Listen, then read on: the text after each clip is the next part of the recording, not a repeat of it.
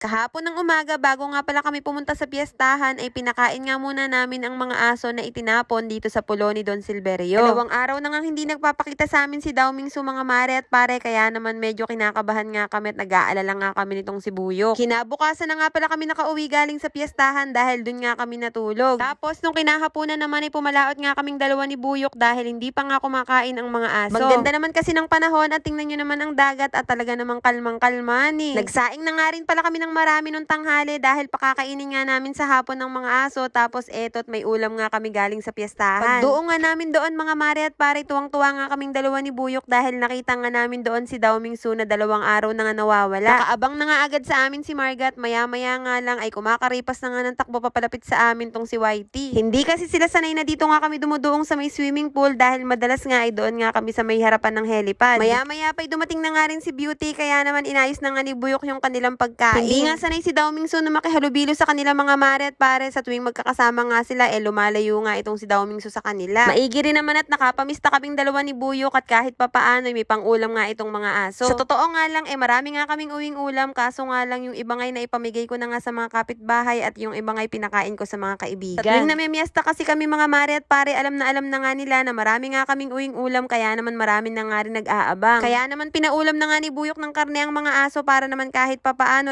nakatikim nga sila ng galing sa piyestahan. Alam na nga nila na pakakainin nga sila ni Buyok, kaya naman super excited nga sila, kaya naman ang mga buntot ay nagkakawagan. Ilang minuto na nga kami nandito sa pulo pero si Bunso ay wala pa nga rin at hindi pa nga dumadating, kaya naman nagtataka na nga kaming dalawa ni Buyok. Pero pinagpatuloy pa nga rin niya ang pagsasandok ng mga pagkain para sa mga aso at sabi nga niya hahanapin na nga lang daw niya si Bunso maya-maya. At habang nagsasandok nga siya mga mare at pare, sumisipol nga siya, tinatawag niya si Bunso, kaso nga lang wala talagang lumalapit. Malaking bagay nga itong dog bowl na pinadala nga sa atin ng isa nating follower dahil hindi na nga sila nagkakaaway-away. Kaso nga lang itong si Mael ay ayaw nga lumapit dahil hindi nga siya kabati ni Beauty, ni Marga at saka ni Whitey. Pinangalanan nga namin siyang Mael dahil ayaw talaga niyang lumapit sa amin at talagang maila. Ayun naman pala inaaway nitong tatlo at napakaduwag din naman pala nitong si Mael. Pero alam niyo ba mga mare, si Daoming Su talo nga niya yung 3 asong yan dahil one time nakita nga namin siya na talaga namang inaaway niya yung 3 pagka kumakain nga siya at inaagawan siya. Kaya naman mga mare, pinagbukod na nga ni Buyok ng pagkain si Mael, kaso nga lang inagawan pa nga rin siya ng 3. Diyos ko, hindi nga mapakali si Buyok dahil wala nga si Bunso, kaya naman ayan at wala nga siyang tigil kaya ikot at hinahanap nga niya. Itinatanong nga niya dun sa mga lalaki na gumagawa nga ng lambat at itinuro naman ng mga lalaki at nandun nga daw dun sa may sulok. Sinasabi palang bunso ng mga lalaki ay si Bebe dahil parehas nga silang kulay puti, kaso nga lang medyo malaki na nga si Bunso. Kaya ayan mga mare at pare, pinakain na nga rin ni Buyok si Bebe dahil nakabukod nga siya dun sa mga aso at palagi nga din siyang inaaway. Sila ngang dalawa ni Mael ang magkasama mga mare at pare dahil parehas nga silang takot doon sa 3. Sko mga mare, akala talaga namin ni Buyok wala na talaga itong si Daoming Su dahil 2 araw na nga siyang hindi nagpapakita sa amin. Mabuti na lang talaga mga mare at pagkarating nga namin ngayong araw ay siya nga yung unang bumungad sa amin. Daoming Su. Grabe naman yan Daoming Su, anong mukha yan? Ha?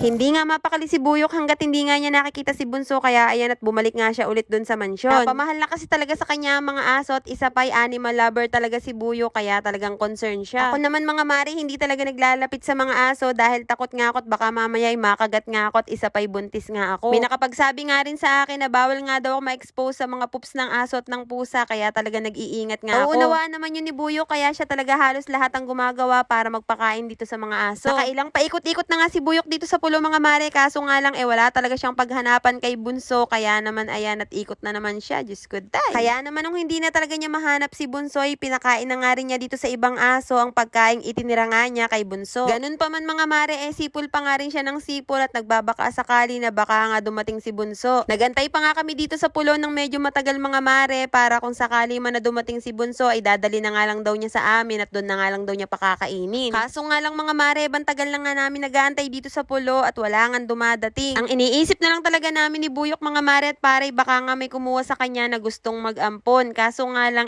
dapat nga magpaalam nga muna sa amin para hindi na nga kami hahanap-hanapan Ilinis na nga ni Buyok yung mga dog bowl mga mare at maya-maya nga lang lumakas na nga ang hangin, kaya naman sabi nga niya umuwi na nga daw kami. Awang-awa pa nga kami sa mga aso mga mare at pare dahil sinusundan nga nila yung bangka namin kung saan nga magpunta. Para bang gusto nilang sabihin mga mare at pare na gusto nga nilang sumama sa amin pa pauwi. Kaya naman talagang awang-awa kaming dalawa ni Buyo. Medyo malayo na nga yung bangka namin, pero habol-habol pa nga rin nila kami. At tingnan nyo naman mga mare, kahit bang layo na nga namin, habol-habol pa nga rin nila kami ng tingin. Sabi nga sa akin ni Buyok, mga mare at pare, bukas na nga lang daw ulit namin nahanapin si Bunso sa oras nga ng kanilang pagkain. Kaya naman kung nakarating nga kayo hanggang dito sa dulo at kung nagustuhan nyo nga itong video na to, ay baka naman pa-heart at pa-share at syempre pa-follow na rin po. Yun lang mga mare, maraming salamat sa panonood.